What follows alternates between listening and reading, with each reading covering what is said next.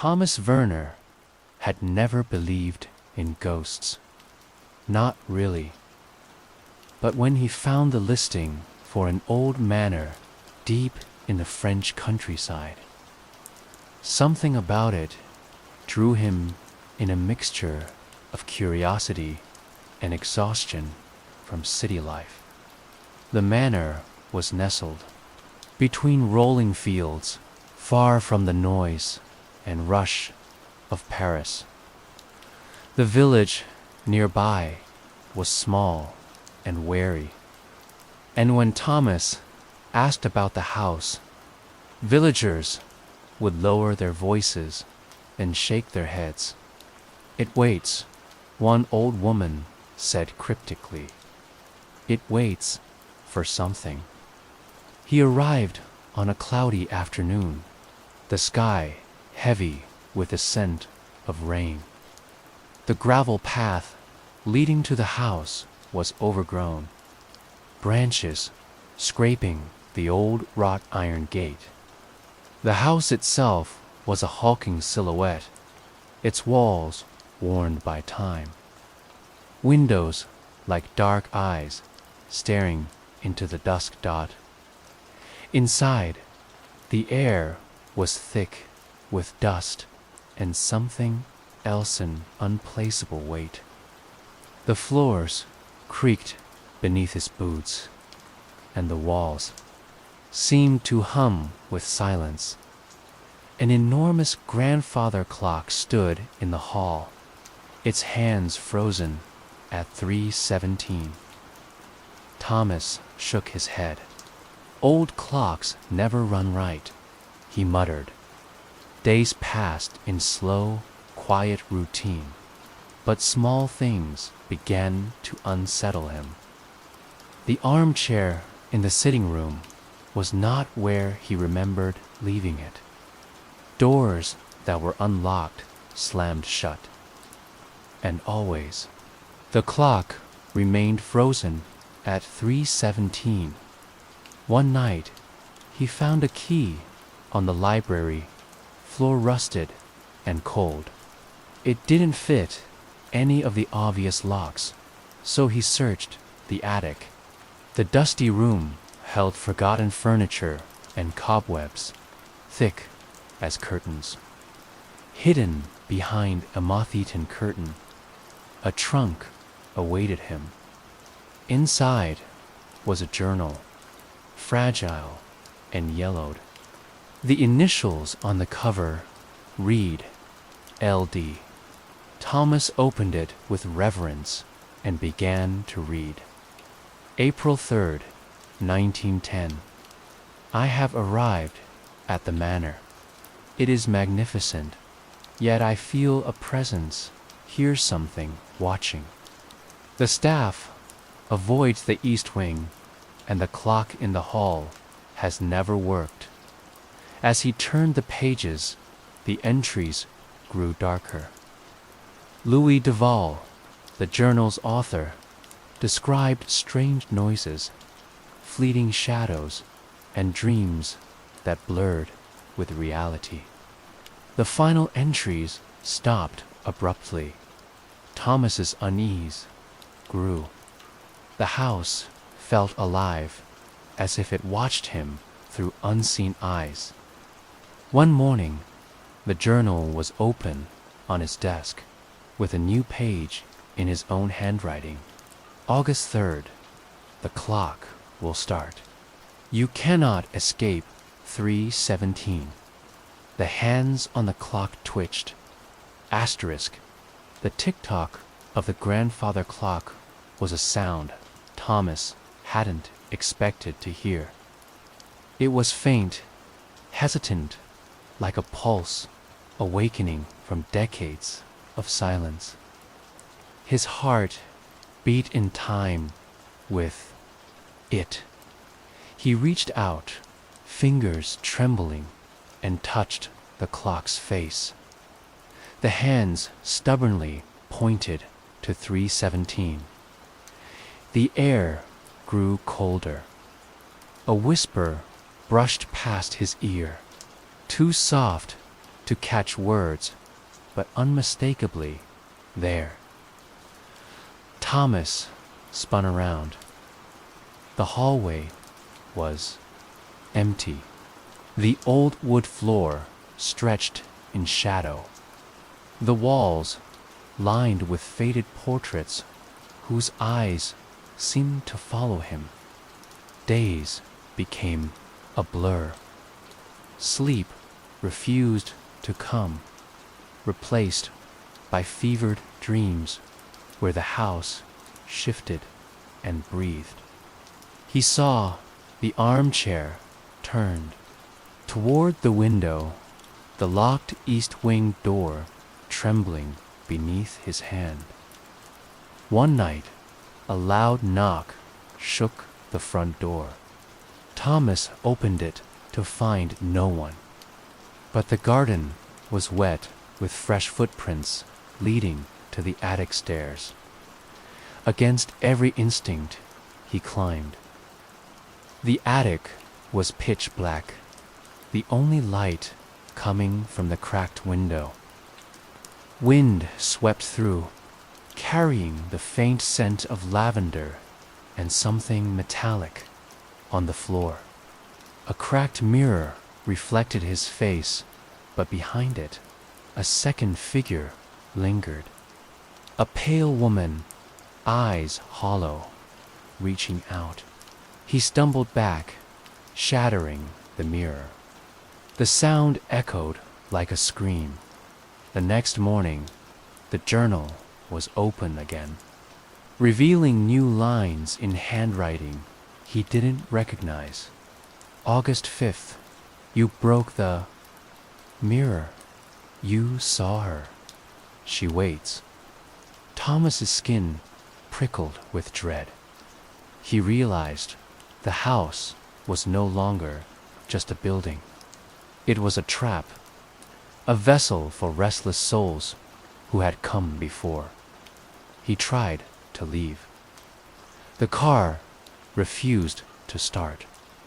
The phone lines were dead. The house had no intention of letting him go. At 3:17 every night, the grandfather clock chimed, once sharp and clear than silence. The house was waiting. Asterisk, the nights became unbearable. Thomas's mind frayed with exhaustion, the boundary between waking and dreaming dissolving like mist. The house's silence was no longer empty, it was heavy, oppressive, alive. Each night, precisely at 3:17, the grandfather clock's single chime pierced the darkness, echoing through every room as if announcing some unseen arrival. One evening, Thomas awoke to a cold draft slipping under his door. The floorboards creaked outside his room, heart pounding. He cracked the door open. In the hallway stood a shadowy figure, a woman in a flowing white dress, face obscured by tangled hair. She didn't speak. She simply raised a pale hand and pointed toward the east wing. Thomas swallowed his fear and followed, the floor groaning beneath his weight. The east wing door was locked tight. He pulled at it until the rusted handle gave way, and the door swung open with a groan that sounded like a warning. Inside, dust motes floated in, the pale moonlight filtering through cracked windows. The walls were lined with faded wallpaper peeling like old skin. Keys yellowed and cracked. But what caught Thomas's eye was a small table holding a delicate porcelain doll. its face chipped and cracked. Dressed in a miniature version of the woman's gown, as he reached to touch it, a sudden rush of cold slammed into him. The doll's eyeglass and cracked seemed to glisten with tears. He stumbled back. Heart hammering behind him, the door slammed shut. Thomas pounded on it. "Let me out." His voice echoed down the empty corridor. A whisper answered, soft and distant, "You cannot leave. Not yet." The clock struck 3:17 again, and this time the chime was accompanied by the faint sound of sobbing like a child crying. Thomas sank to the floor. Shaking, he thought of the journal, the stories of lost souls trapped by the house's will, of Louis Duval, the woman who vanished, the boy who hanged himself. He was not alone. The house was alive with their memories, their pain, and it was hungry for him.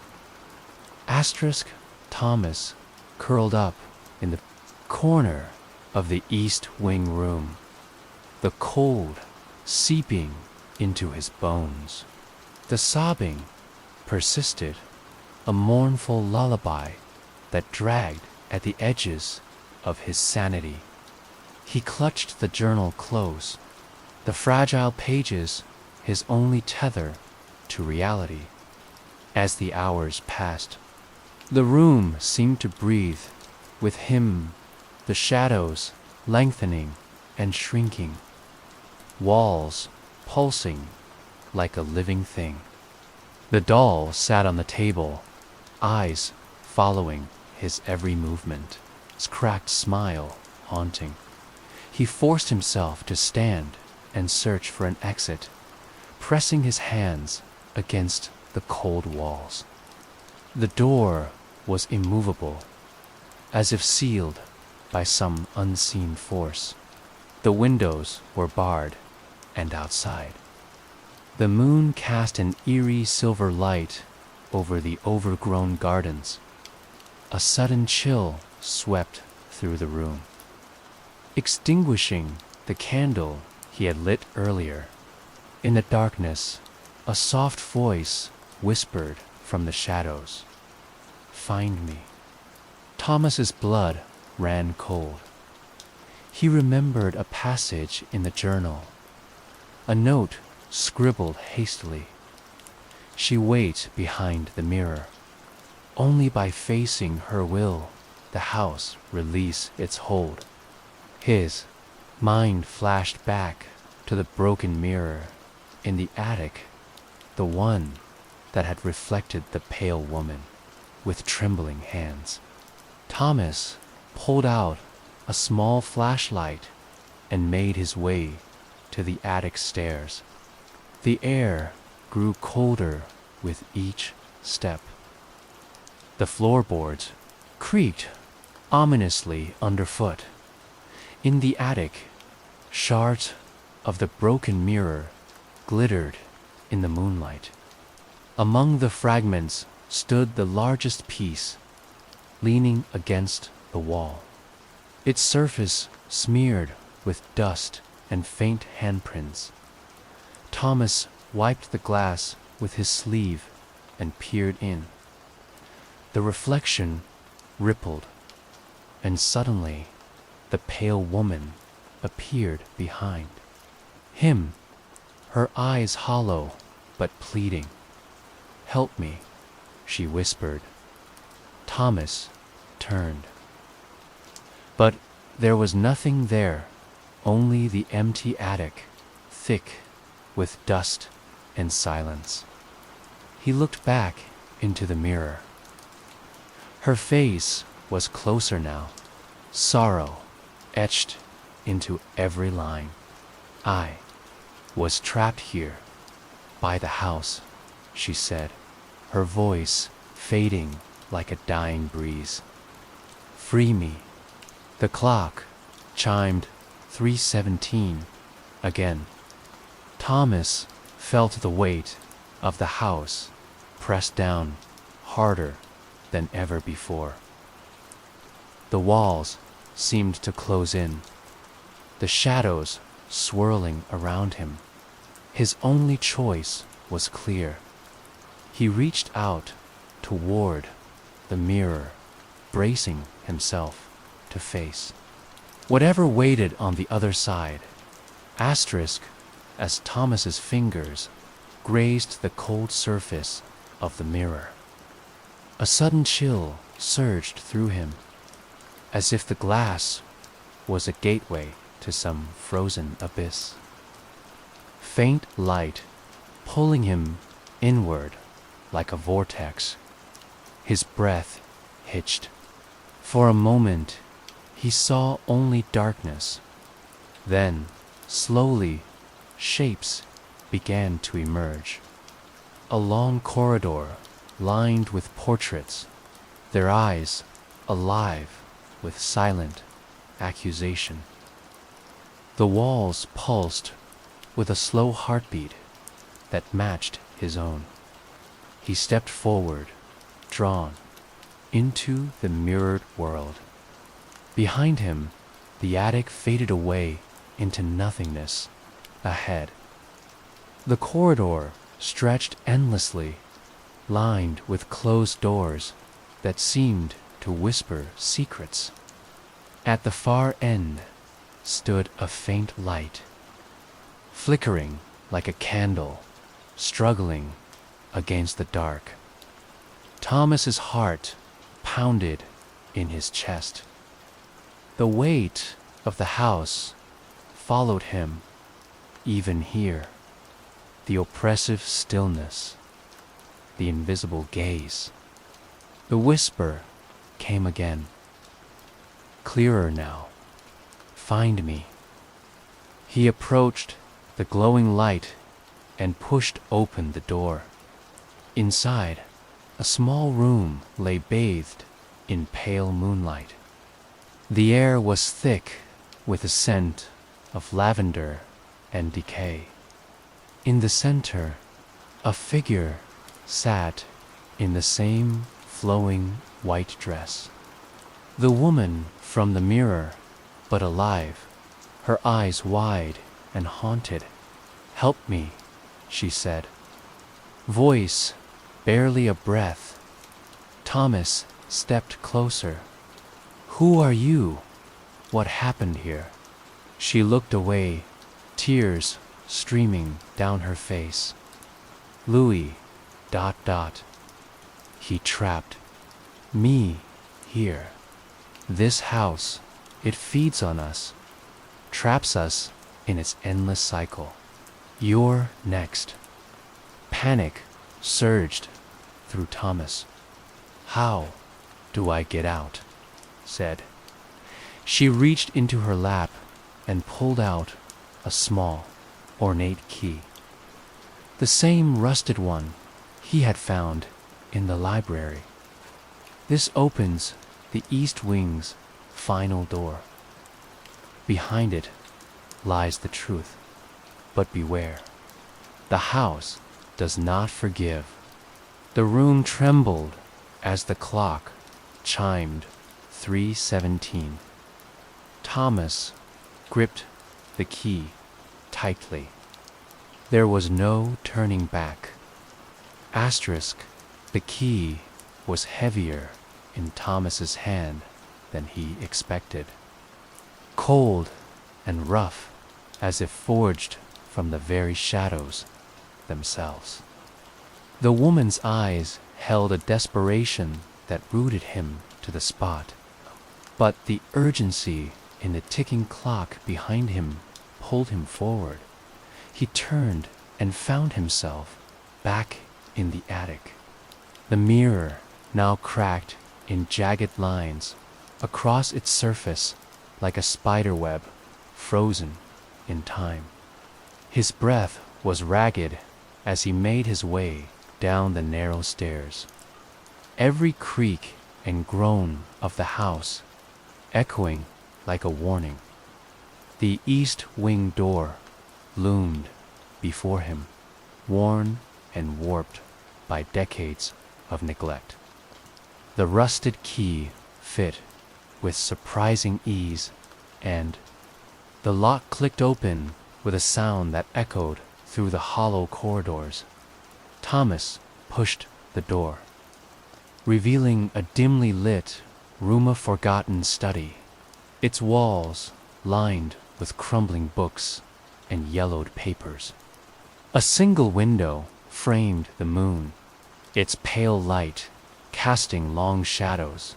On a desk lay a bundle of letters tied with a faded ribbon. Thomas untied them with trembling fingers and began to read. The letters were dated between 1888 and 1890, written by a woman named Elise Moreau. Her handwriting was elegant, but the words told a tale of growing fear and isolation. They say the house watches. I feel it in my bones. Louis grows distant, haunted by shadows I cannot see. I fear what lies behind. The locked doors. I must find a way to save us. One letter spoke of a secret chamber hidden beneath the house, a place where Louis had locked away something terrible. Thomas's pulse quickened. The house wasn't just a place of memories. It was a prison, its walls built to trap more than just dust and time. He descended into the cellar, where the air was thick with damp and rot. Behind a loose stone in the wall, he found a narrow passageway leading down into darkness.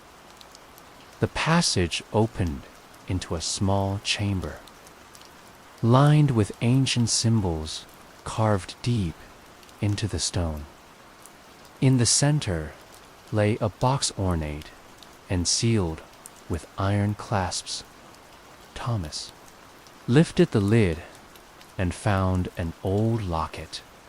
Inside, a faded portrait of Elise smiled suddenly. The air shifted, the temperature dropped, and a whisper curled through the chamber. Free me. Thomas's heart froze. The house waited. Yes, but what it waited for, he now understood. Release. The clock struck 3:17 once more. Asterisk. Thomas clutched the locket tightly, the cold metal biting into his palm. The whisper grew louder, weaving through the chamber like a haunting melody. He felt a presence, something desperate, pleading, yet filled with sorrow. Free me. The voice murmured again. He looked around the chamber, eyes scanning the carved symbols glowing faintly in the darkness. They seemed to pulse with an ancient energy binding the house and its restless souls together.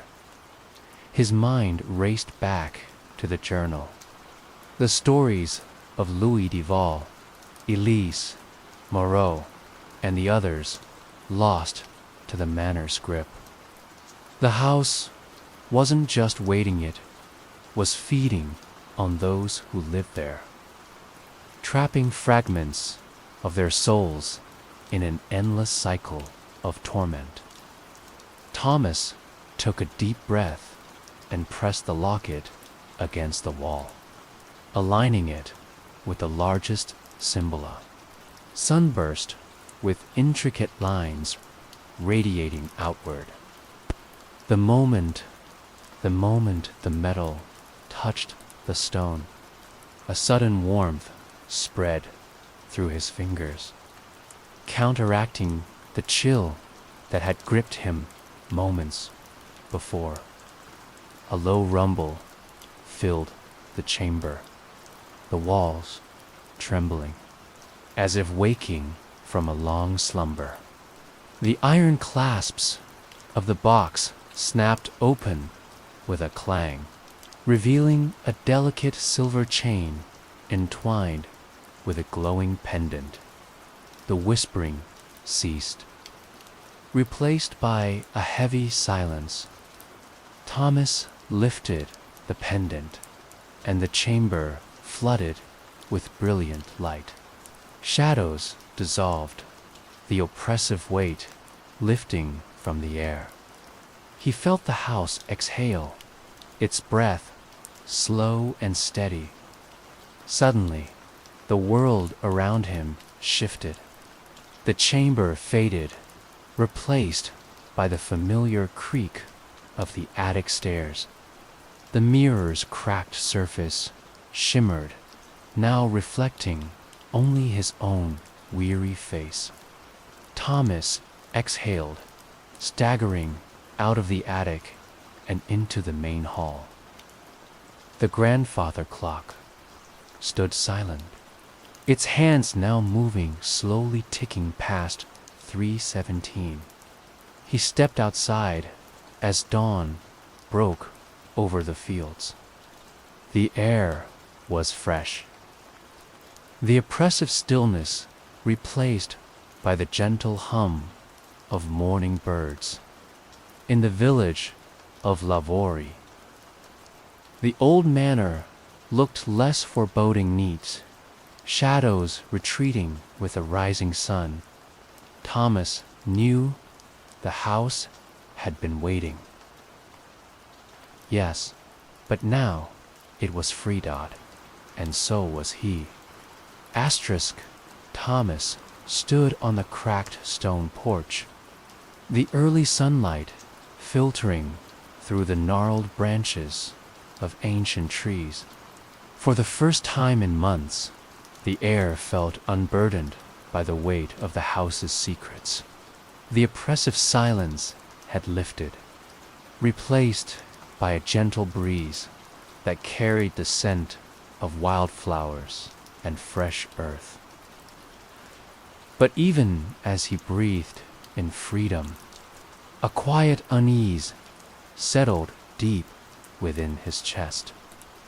He glanced back at the manor's weathered facade.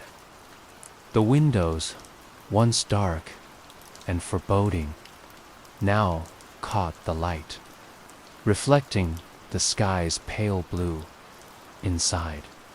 The furniture was still draped in dust and sheets, the house waiting for life to return to its halls. Yet Thomas could feel something beneath. The comma pulse, subtle and persistent, like a heartbeat buried just beneath the floorboards.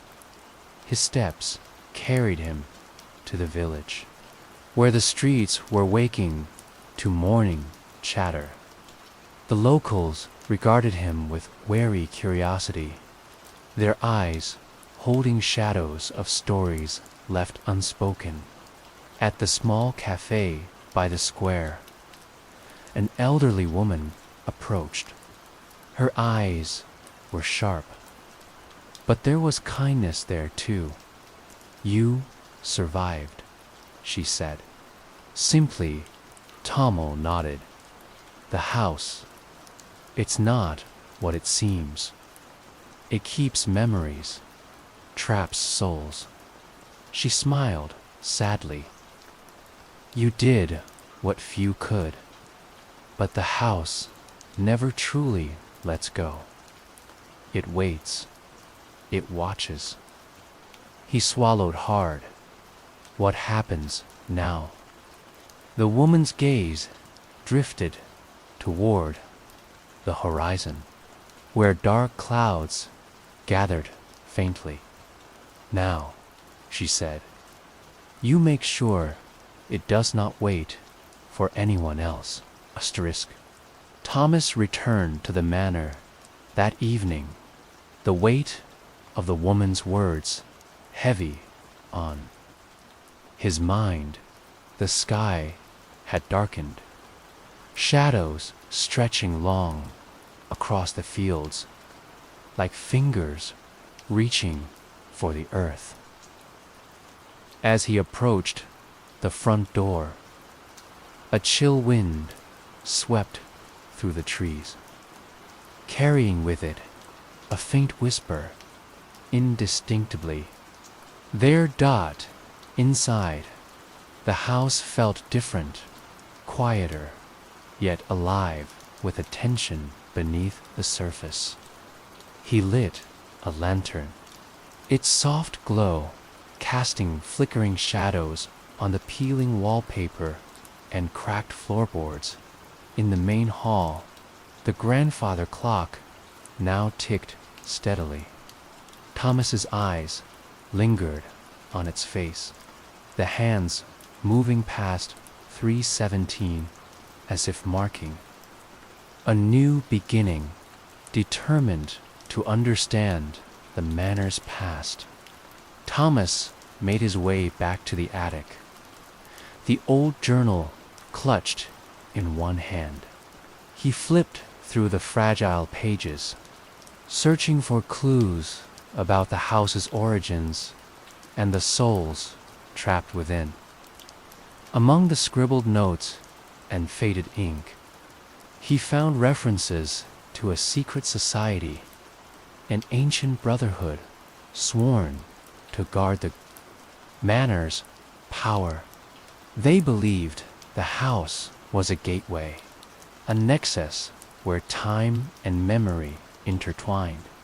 But with that power came a curse.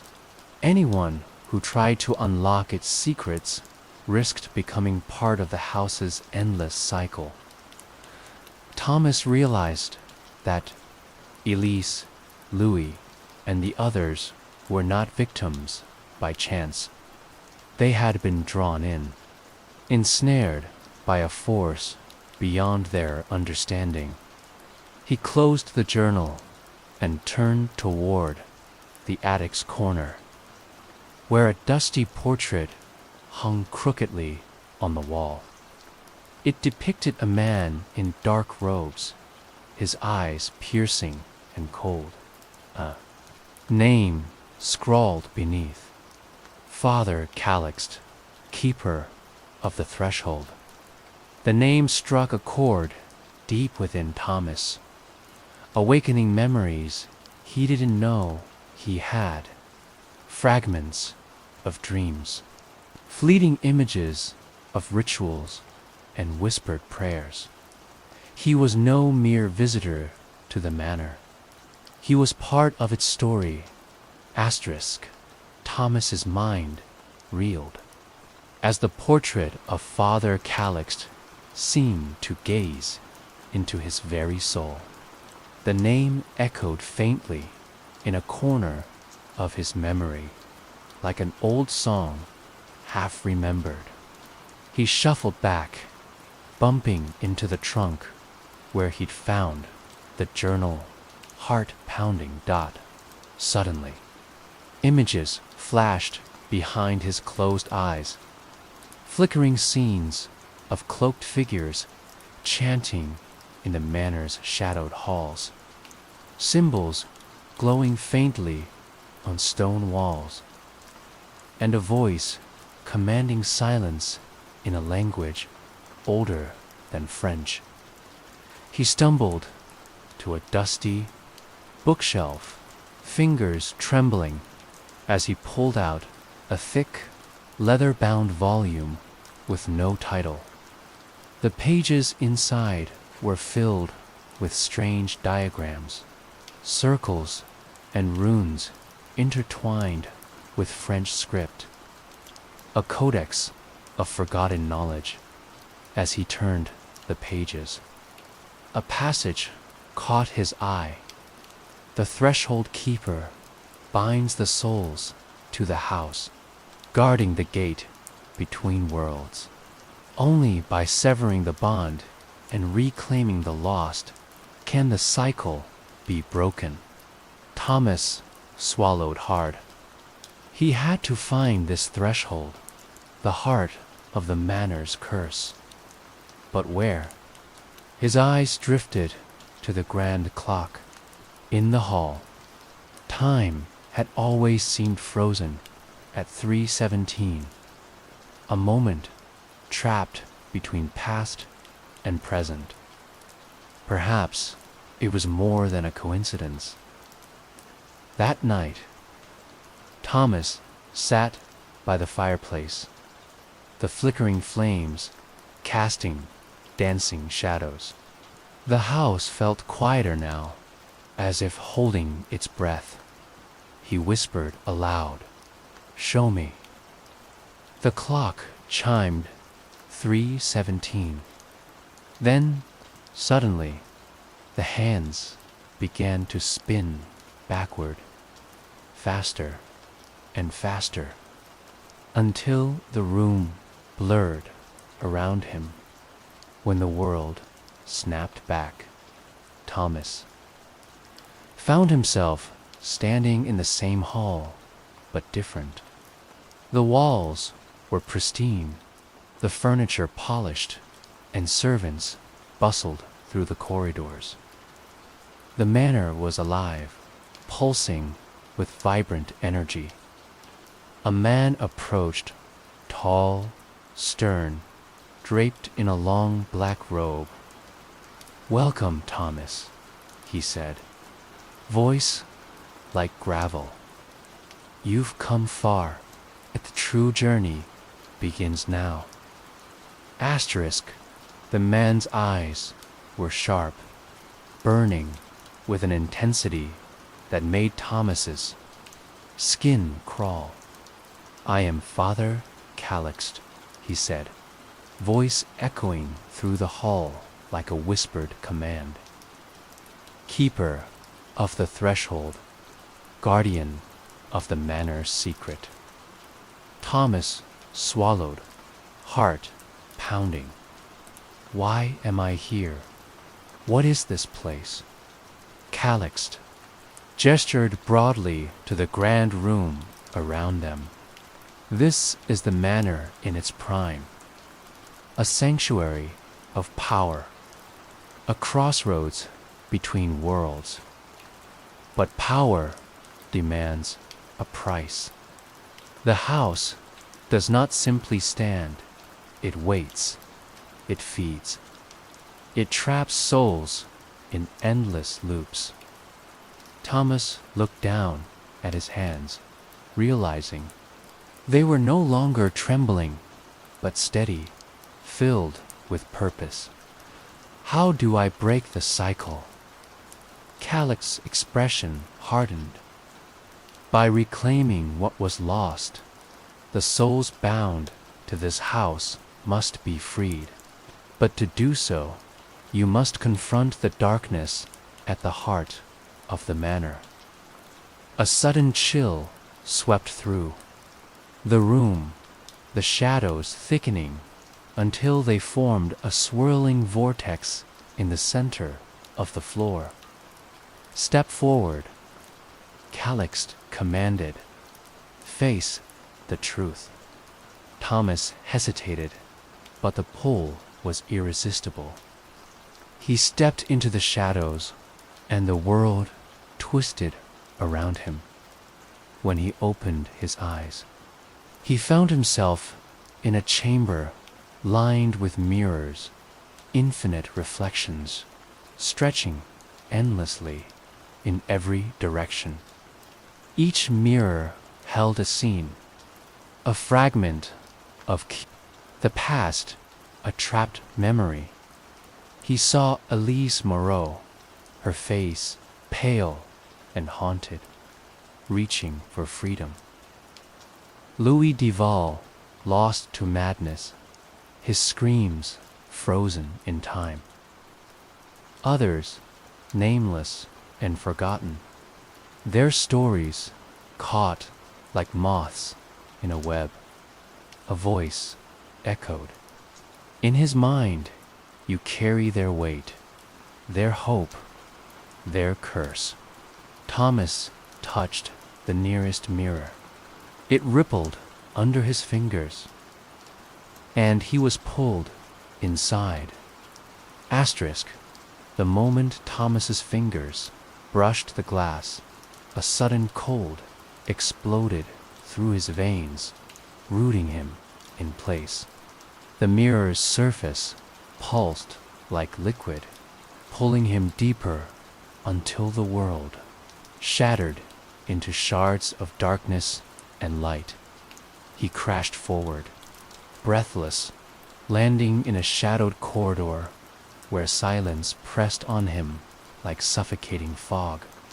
The air reeked of forgotten sorrow, and somewhere distant, a faint, agonized whisper echoed.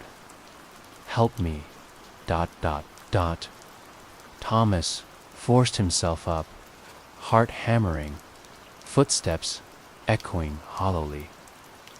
The corridor twisted impossibly, walls bending and folding like a nightmare maze. Every turn revealed more mirrors, each one a window into a fractured memory. A sudden flicker caught his eye. In one mirror, he saw himself, but twisted, eyes hollow, trapped behind glass. That reflection reached out, lips moving in silent terror. Panicking, Thomas turned to run, only to find the corridor stretched endlessly ahead. The exit nowhere in sight. The whispering grew louder, voices overlapping in a chilling chorus of despair and rage.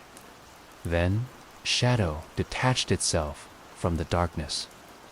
A pale figure in tattered white, her eyes voids of endless sorrow. Elise, she drifted toward him, voice barely. A breath, you cannot leave. The house will never let you go. Thomas's heart plunged. I have to break the cycle. Her face twisted in anguish. The house lives in you now. It waits. It watches. You are its prisoner. Suddenly, the mirrors shattered around them, shards slicing the air with razor sharpness. The corridor trembled. Walls, bleeding shadows that clawed at his skin. He gripped the locket, the one that had freed the others, but it was cold, lifeless in his hand. Desperation clawed at his throat from the darkness. A voice thundered, time is running out. The ground beneath him cracked open, a void of endless black swallowing the light. Thomas Philasterisk. Thomas plunged through the void, the cold swallowing him whole. His breath caught in his throat as he fell through darkness, so complete it felt like a living thing wrapping around him, squeezing tighter with every second. Then light, blinding, searing light. He landed hard on cold stone, gasping, heart pounding like a drum in his chest. Around him was a vast chamber. Walls carved with ancient symbols, glowing faintly with blue fire. At the center stood Father Calixt's eyes blazing with a mix of fury and sorrow. You have come far, Calixt said, voice echoing in the cavern. But this is the true heart of the manor, the threshold. Here, all souls are bound. Thomas looked around, seeing countless faces trapped behind shimmering valsalies. Louis, and so many others, silent, watching. You must choose, Calixt continued, to become the keeper and guard the threshold, or to sever the bond and free the souls, risking your own destruction. Thomas's hand trembled as he gripped the locket, now glowing with warmth. The weight of every trapped soul pressed on him, a tide of grief and hope. I choose to free them, Thomas said, voice steady despite the terror rising inside. Calixt nodded, a flicker of respect in his eyes, then faced the darkness within. From the shadows, a monstrous shape emerged, twisting, shifting, a mass of smoke and shattered memories. The manor's curse, alive and furious. Thomas stepped forward, holding the locket high. Light poured from it, cutting through the darkness. The creature screamed, tendrils of shadow lashing out. But Thomas stood firm, the glowing pendant a beacon in the void. With a final, blinding flash, the darkness shattered. The trapped souls reached toward Thomas, their faces peaceful as they ascended freed. At last, the chamber brightened, the heavy weight lifting. Thomas collapsed, exhausted but alive. The manor's hold was broken outside. Dawn spilled over the hills. The manor stood quiet, no longer waiting. Thomas looked up, the first real smile touching his lips in months. Freedom.